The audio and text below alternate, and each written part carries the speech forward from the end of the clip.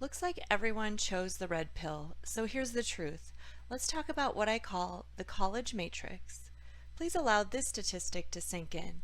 After 6 years, only 31% of students graduate with a 4-year degree. The average student loan debt is close to $40,000 and many times can exceed $100,000. I know school teachers that still can't buy a house because they are encumbered with college debt. People often times mistake college for career prep. College is education and not career preparation. Many students complete college and find themselves without an actual job. Our job is to get these people to choose the red pill and wake them up from their dream. And this is what we're going to talk about next. Look at this disturbing visual. The debt clock increases close to $1 million every 5 minutes. Yes, college has a value, but at what cost to students?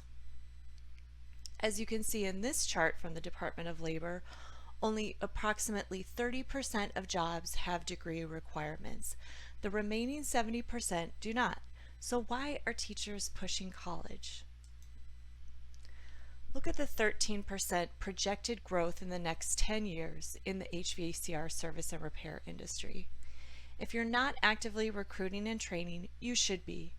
We always knew we were essential and in high demand, but this pandemic put a finer point on the contributions HVACR makes to the world, not just in comfort, but in the much needed refrigeration for life-saving vaccines, as well as the quality of air around us.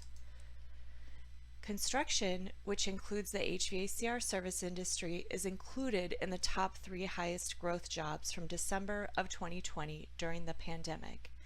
And for clarity, I will point out that throughout this presentation, HVACR service techs are included under construction. But before we get into some of the strategies on recruitment, allow me to first cover what might attract someone to your program.